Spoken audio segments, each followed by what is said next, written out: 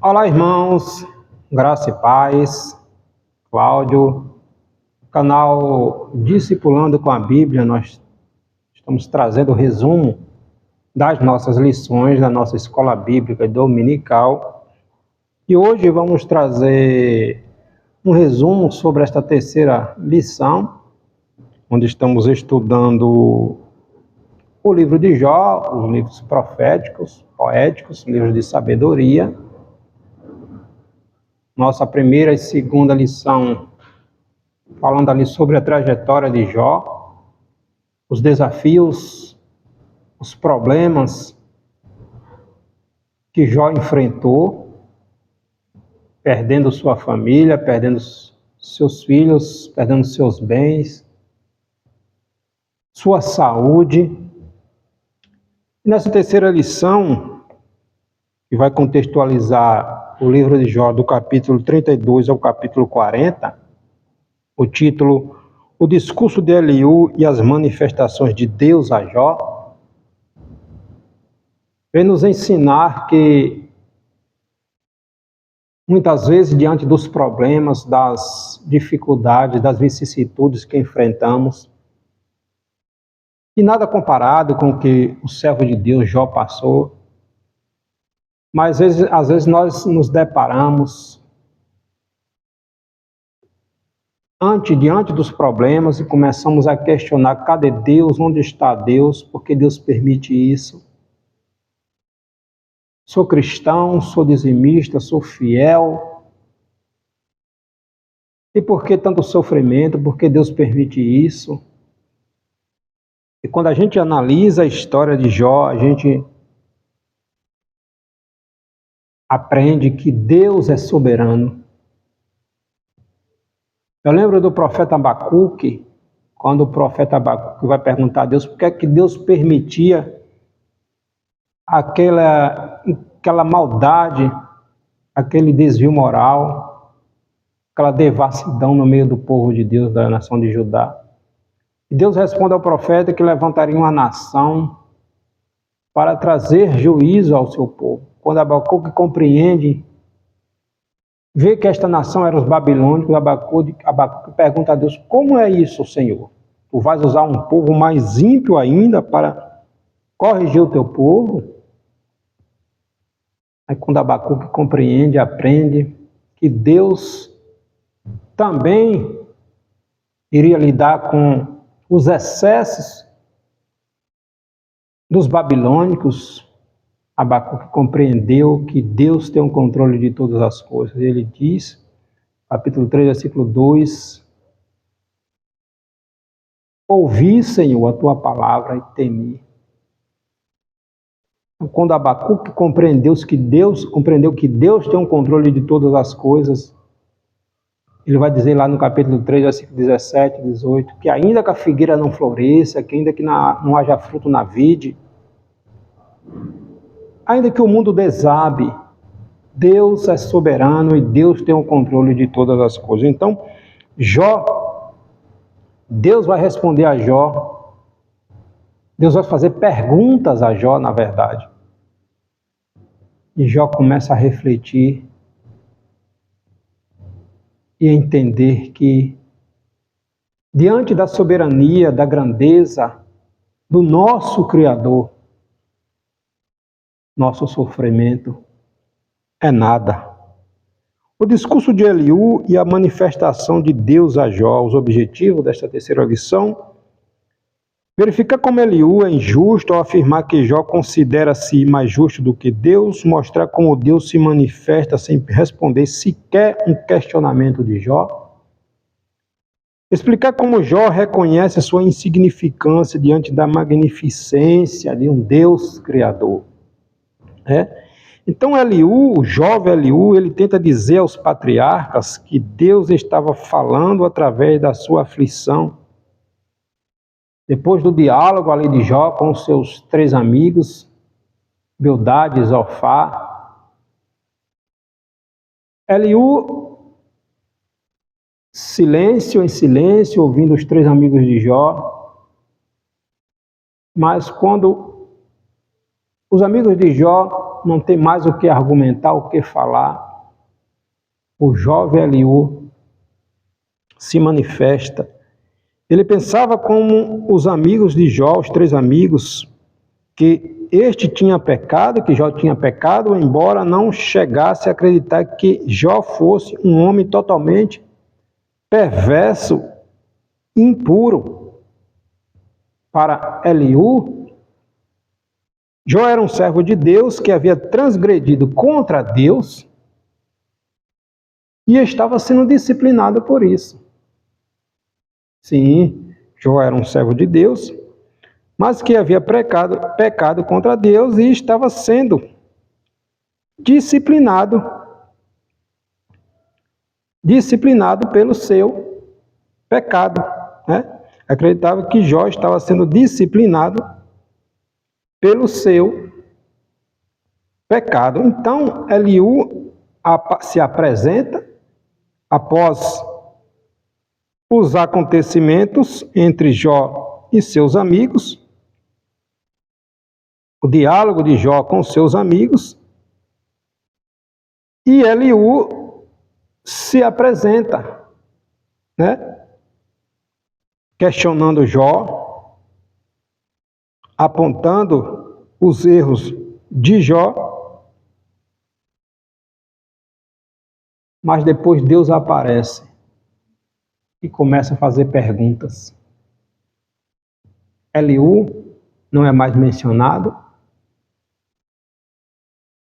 e lá na frente, Deus manda que Jó ore, interceda pelos seus amigos, pelos seus 3 amigos, para que eles fossem restaurados, né? Então, o nosso textuário: cinge, pois, os teus lombos como homem, pois eu te perguntarei e tu me farás saber. Jó 38, versículo 3, quando Deus começa a fazer perguntas a Jó. A nossa verdade prática: Deus governa de maneira justa, nunca mostrando parcialidade em razão da posição de alguém. O nosso texto bíblico está no livro de Jó, capítulo 38, versículo do 1 ao 20. Os nossos tópicos: as palavras de Eliú, os 3 discursos de Eliú, Jó capítulo 38, versículo do 1 ao 5, 34, Jó capítulo 32, versículo do 1 ao 5, 34, versículo do 1 ao 5 e 35, versículo do 13 ao 16. O nosso segundo tópico: Deus aparece a Jó e faz perguntas, Jó 38, versículo do 1 ao 3. Quem criou o universo, Jó 38, do versículo do 4 a 7. Quem controla a natureza, Jó 38, versículo do 8 ao 13. Então, Deus fazendo perguntas a Jó. E o terceiro tópico: Deus continua falando sobre a limitação humana, ali do 38, do 17 ao 21, sobre a sua grandeza, 39, versículo do 13 ao 18, e sobre Jó e seu entendimento, capítulo 39, versículo 26 ao 30. Então, Deus começa a fazer perguntas a Jó. E Jó fica calado porque não tem como ele responder, como ele debater com Deus. Quando Deus começa a fazer perguntas: quem é esse que escurece o entendimento, sem saber as coisas, né? Então Eliú, ele entra abruptamente, depois do diálogo de Jó com seus 3 amigos, Bildade, Zofar e Elifaz. Eliú entra abruptamente e começa a falar. Ele alega ter estado presente diante de todo o diálogo anterior entre Jó e seus amigos, mas ninguém o notou, ou não pediu a sua permissão ou a sua opinião para falar. Está aqui no capítulo 32, capítulo 32 a 37, esse diálogo de Eliú. Não sabemos por quanto tempo ele ouviu as palavras de Jó, se durante todo o discurso de Jó e seus amigos, mas ele esperou que os outros 3 terminassem seus discursos, seus diálogos, seu diálogo ali com Jó, antes de fazer suas declarações. Ele aguardou a sua vez de falar, esperou que aqueles anciãos, ele respeitou a idade, que era um princípio daquela época, respeitou a maioridade dos amigos de Jó, e quando esses se calaram, ele começou a falar, né? Começou a discorrer sobre o que ele entendia sobre toda aquela situação. No primeiro discurso dele, está em Jó 32, versículo do 1 ao 5. Então se acendeu a ira de Eliú, filho de Baraquiel, o Buzita, da família de Rão, acendeu-se a sua ira contra Jó, porque este pretendia ser mais justo do que Deus. Então Eliú acreditava que Jó, com seu discurso, diante do seu sofrimento, se declarava justo e queria se defender diante de Deus, né? Então Eliú, o primeiro discurso dele é feito a todos os 4 participantes da drama, a Jó e seus 3 amigos. Então a gente vê Eliú falando ousadamente, né? Embora ele não fosse idoso em sabedoria, como os outros supunham serem, né? Mas Eliú toma ali o diálogo e começa a argumentar com Jó a respeito de todos os seus questionamentos. Ele não aceitou a defesa de Jó, pois, em sua opinião, Jó não era inocente, conforme afirmava ser. Então, segundo Eliú, Jó não era inocente, conforme Jó estava dizendo ser. Eliú estava indignado com Jó porque este se apresentava como alguém mais justo do que Deus. E seguindo esse raciocínio, a conclusão inevitável do argumento de Eliú é que Jó estava certo e que Deus é que estava errado por permitir aquela situação com Jó. Ou seja, Jó desejava que Deus falasse com ele porque aquela situação estava acontecendo com ele, haja vista que ele era um homem íntegro, reto. E Eliú vai repreender Jó. Espera aí, se você é reto, se você é justo, você está querendo ser mais justo do que Deus, se tudo isso está acontecendo é para que haja uma correção, alguma coisa você fez. No segundo discurso de Eliú, está lá em Jó capítulo 34, versículo 1 ao 5, está escrito: ouve, ó sábios, as minhas razões, vós instruídos, inclinai os ouvidos para mim, porque Jó disse, sou justo, e Deus tirou meu direito. Então, na opinião de Eliú, Jó certamente era um ímpio. Ele disse que Deus não se importa com os bons mais do que com os maus e trata-os com zombaria, né? Eliú acusa Jó de falar com ignorância e rebeldia, apesar de Deus não haver em momento nenhum, obviamente, repreendido Jó por tais atitudes. Haja vista a agonia que o patriarca estava passando. Eliú disse que Deus está dando aos pecadores aquilo que eles merecem. Está lá no 34, versículo 11. E deseja que Jó seja mais provado ainda. Ou seja, se Jó está passando por isso, se você está passando por isso, é porque alguma coisa você fez, né? No terceiro discurso, Jó 35, versículo 13 a 16, abre a tua boca com palavras vãs, amontoando frases de ignorante. 35, versículo 16. Ou seja, Jó continua calado enquanto Eliú prossegue com suas palavras severas. Ele continua acusando Jó de proferir palavras vãs e ignorantes, ao dizer que Jó não poderia justificar-se perante Deus. No versículo 35 está lá escrito: só gritos vazios, Deus não te ouvirá, Jó. Então, para Eliú, Jó precisava passar por aquilo para a sua correção. Segundo ele, Deus permite a dor e o sofrimento para nos revelar determinadas coisas. enquanto os demais amigos de Jó acusavam Jó de sofrer por causa dos pecados da sua vida. Para eles, Jó estavam em pecado. Aquela situação toda veio sobre Jó, porque Jó estava em pecado, segundo os amigos, os 3 amigos. E Eliú entende que Jó estava sob disciplina, porque o seu sofrimento estava causando o seu pecado, e por isso adverte o patriarca a suportar provas sem pecar. Jó não era pecador, que os outros havia descrito, mas também não era um santo como ele próprio se considerava. No capítulo 38, algo extraordinário. Deus chega para Jó, Jó capítulo 38, Deus chega para Jó e Deus não responde as perguntas de Jó. Depois destas coisas, Deus aparece e começa a responder ao patriarca, Cinge, pois, os teus lombos como homem, pois eu te perguntarei, tu me responderás.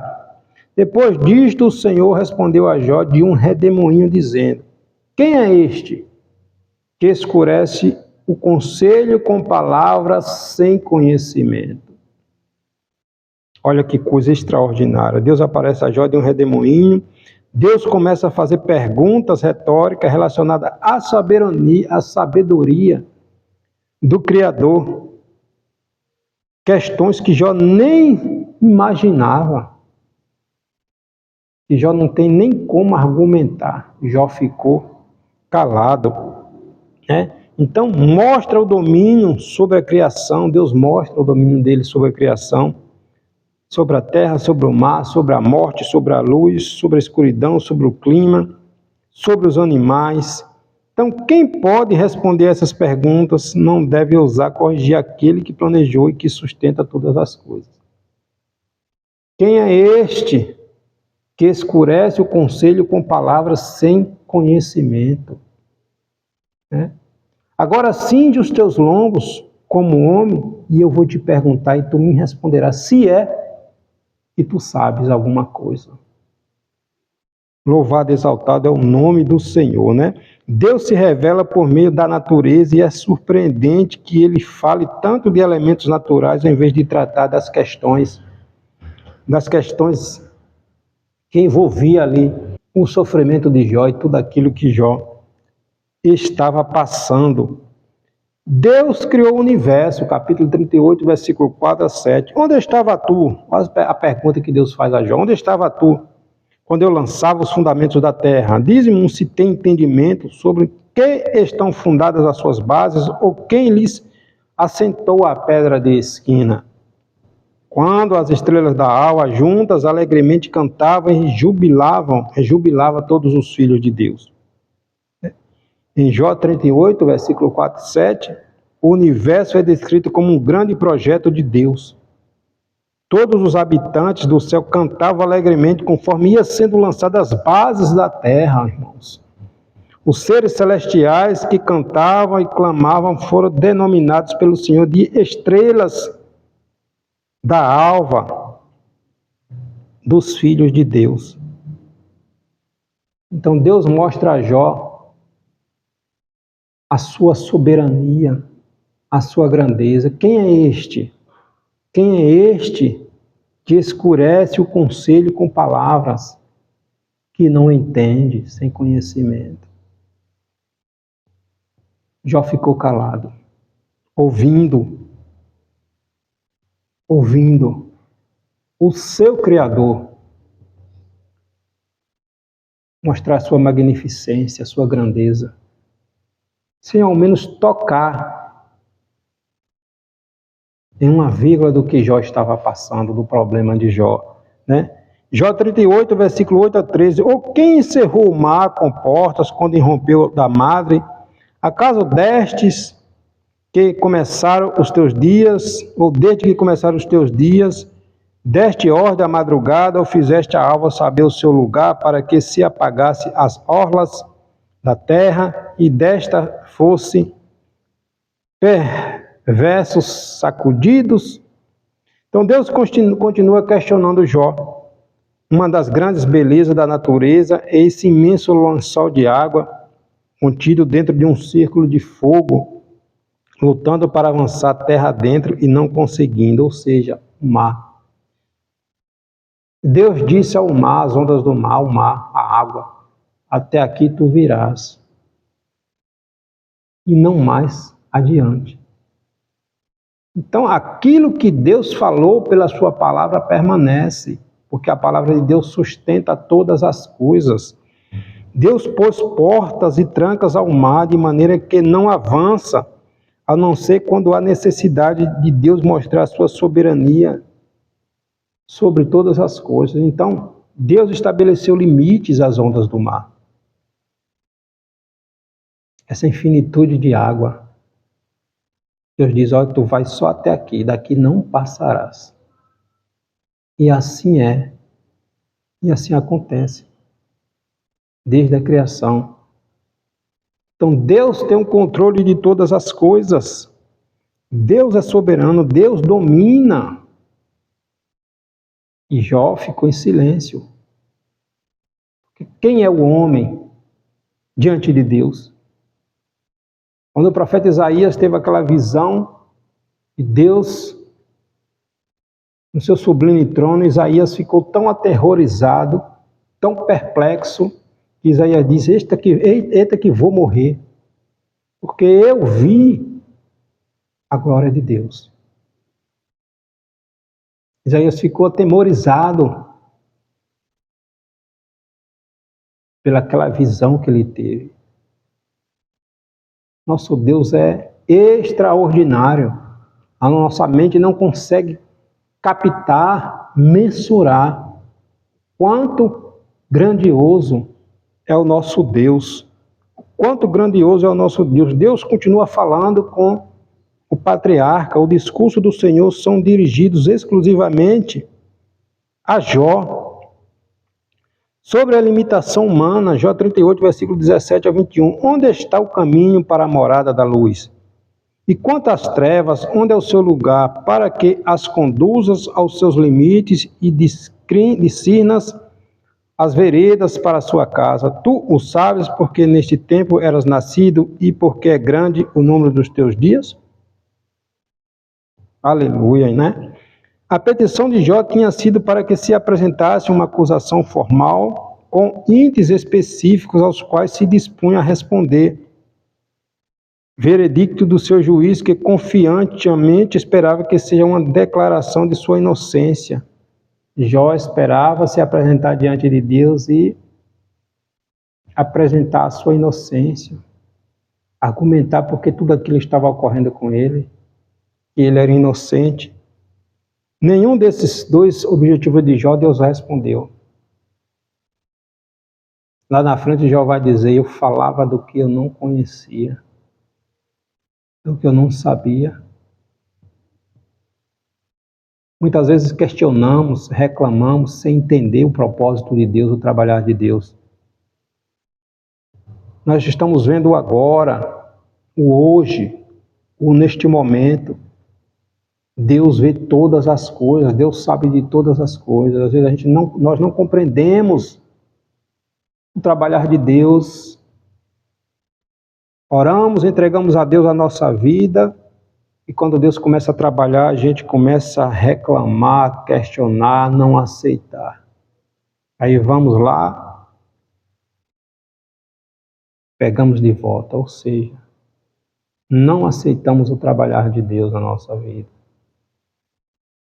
Mas somos tão pequeninos, somos tão pequenos, né? Então todas as perguntas feitas pelo Criador a Jó são, na verdade, um bondoso convite à plena confiança na soberania de Deus, na soberania divina. Jó deveria aceitar suas próprias limitações e deixar que Deus haja, porque Deus é Deus. Sobre sua grandeza, Jó 39, versículo 13, a seguir: o avestruz bate alegre as asas, acaso, porém, tem asas e penas de bondade? ele deixa os seus ovos na terra e os aquenta no pó, e se esquece de que algum pé os pode esmagar, ou de que pode pisá-lo os animais do campo. O Senhor quer dizer ao patriarca que ele ainda tem muita coisa, que Jó tem muita coisa a aprender, né?